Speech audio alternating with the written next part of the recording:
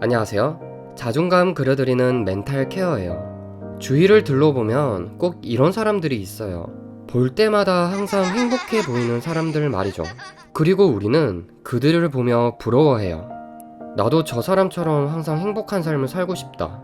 도대체 어떻게 하면 저렇게 살 수 있을까? 하지만 이 말씀을 꼭 드리고 싶어요. 항상 행복하지 못한 삶을 살고 있는 당신은 이미 충분히 옳다는 것을요. 당신이 이때까지 봐왔던 항상 행복해 보이는 사람들은 대부분 자신의 어두운 부분을 개방하지 않는 사람이거나 아무도 모르게 혼자서 그런 부분을 해소하는 사람일 확률이 높아요. 마냥 행복만 누리는 사람은 존재할 수 없다고 생각해요. 이와 관련된 방탄소년단 정국과 RM의 명언이에요. 행복은 희로애락입니다.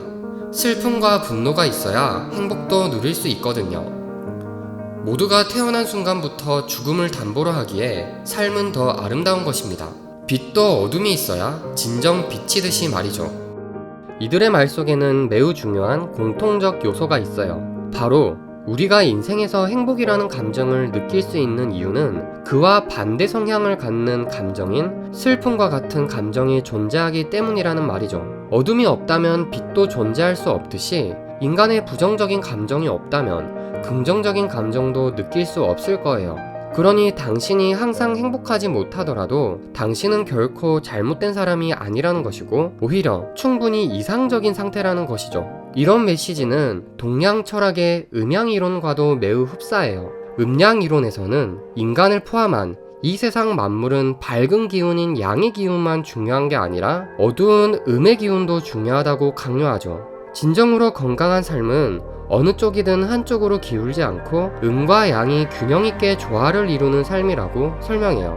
또한 심리학의 한 학파인 게슈탈트 심리학에서도 같은 맥락의 내용이 나와요. 게슈탈트 심리학에서는 인간이 힘든 상황을 겪고 그것을 해결해 나가는 순환이 반복되는 것이 인간의 자연스러운 삶이라고 설명하고, 이를 설명하는 알아차림, 접촉주기라는 유명한 그래프도 있죠. 이 그래프는 심리적으로 미해결된 상황을 알아차리고 그것을 환경과의 접촉을 통해 해소하며 이 과정이 끊임없이 반복된다는 뜻을 담고 있어요. 아무튼 가장 중요한 것은 이런 설명들이 인간의 힘든 상황을 겪고 어두운 기운을 지닌다는 것 자체는 너무나도 자연스러운 것이라는 뜻에서 정국과 RM의 명언과도 비슷한 맥락으로 설명되어질 수 있어요. 아마 당신도 이 말이 어떤 의미인지 충분히 이해하실 거예요. 혹시 아무 일도 하지 않고 오랜 기간 하고 싶은 것만 하면서 시간을 보내신 적이 있으신가요? 처음에는 재밌을지 몰라도 결국에는 흥미가 떨어지는 시점이 분명 찾아오죠.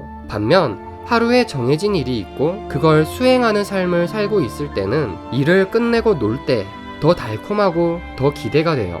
일과 노는 것의 조합의 균형이 잘 맞기 때문이죠. 음식을 먹을 때도 마찬가지예요. 배고픔을 느낄 새도 없이 계속 좋아하는 음식을 먹으면 그 음식이 언젠간 질리고 그 음식에 대한 행복도 식어버리지만 엄청 배고픈 순간에 좋아하는 음식을 먹으면 정말 황홀한 기분이 들죠. 인생이라는 넓은 그림을 봤을 때도 크게 다를 바 없다고 생각해요. 인생의 어두운 면과 밝은 면이 조화를 이룰 때 우리는 가장 균형 있고 건강한 인생을 살아갈 수 있어요. 그러니 당신에게 어두운 면이 있다고 하더라도, 남들처럼 항상 행복하지 못하다고 생각하더라도 너무 상심하지 않으셨으면 좋겠어요.